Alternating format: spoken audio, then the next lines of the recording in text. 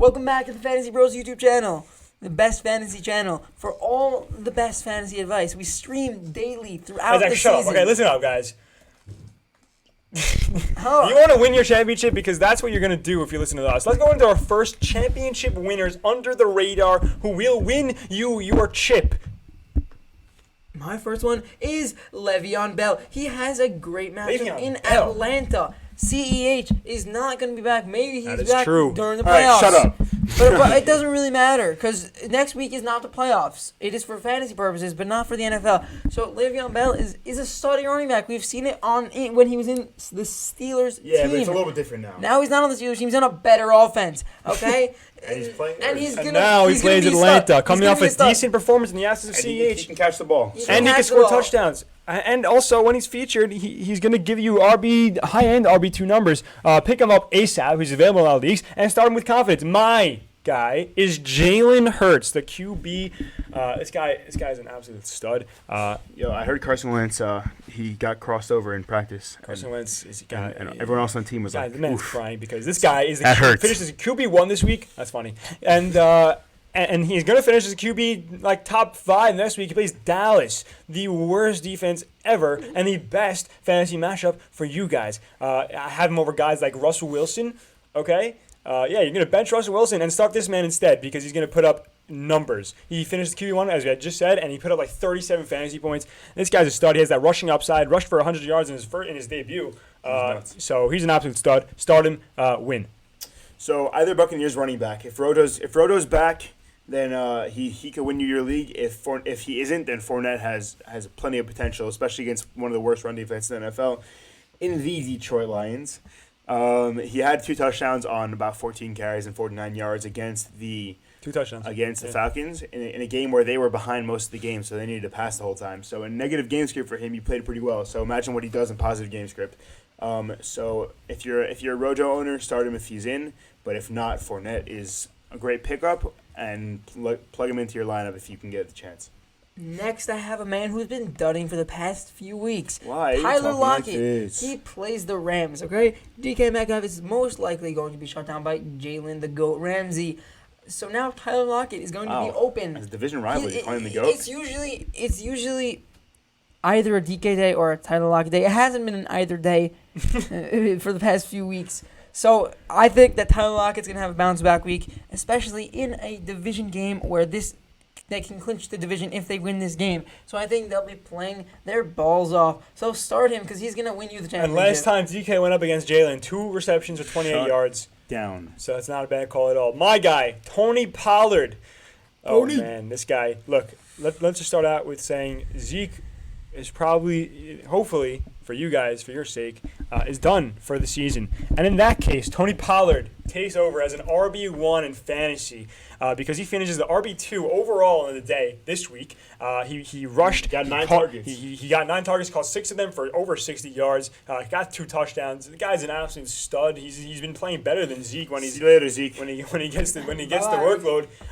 And now he plays the Eagles next week. So he's an RB1 if Zeke's out. And Also, a league winner for sure. the Cowboys have a chance to make the playoffs, so they're gonna try all they can. Tony Pollard is also has something to prove, right? He wants to be a lead back. Oh, yes, he does. Imagine how hard he's going to play next week. Yep. Okay, I got another under the radar guy, Jarvis Landry. He disappointed many in the beginning of the season. They expect him to play well, but ever since Odell went down, he's slowly been rising back up in the offense. And this past week, he got 8 targets, caught 7 of them for 61 and a touchdown.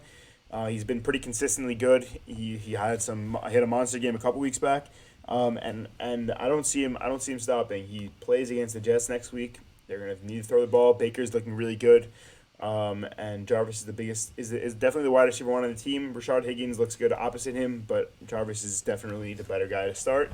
And if you have him, plug him in, flex wide receiver 2 spot. He's been studying for sure. So my next man isn't really under the radar, but he hasn't been putting up numbers the second half of the season as he was in the first. Alvin Kamara. He has a juicy matchup in Ooh, Minnesota. I never heard of that guy. In Minnesota. Is he a waiver He's pickup? been putting up like 20. He's less like than 12, 20 he's points the 12% past owned few in weeks. fantasy. You know? Yeah, you pick him up in all So your your leagues. sleeper guy to win is the number 2 Obviously- fantasy scoring running back. Obviously, you're starting him, okay, but I think he's gonna put up 30 plus this week against the Minnesota in PPR leagues. What is that? He's gonna carry you to the double. Especially with Breeze back, huge upside. And Michael Thomas out. Huge, and Michael Thomas, huge upside for sure. His floor is gonna be 25, guys. Wow, that's a ballsy call. What happened this past week, though? My next guy, I'm going to do a So twofer. I'm 125. going to do a twofer right now. J.D. McKissic and Logan Thomas. J.D. McKissic, let's start off with him. With Redskins. With Haskins as... And they're not named Terry McLaurin or No, Antonio Gibson. no Redskins exist. Dwayne Haskins... 2 Washington football players. Yeah, Dwayne Haskins has proven to be the better fantasy guy for J.D. McKissic, as J.D. got 9 receptions, 56 yards, and a touchdown, and he also rushed the ball 13 times and for 51 yards. Those are RB1 numbers. Finished with like 23, 20, 25 fantasy points.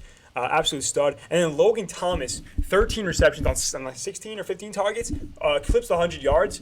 This guy is a PPR gold mine, and out of them, both of these guys on the same team, they play Carolina next week. They're both must-starts. They're both league winners. Fire them up, pick them up if they're available. That's a good call. My next guy isn't really under the radar.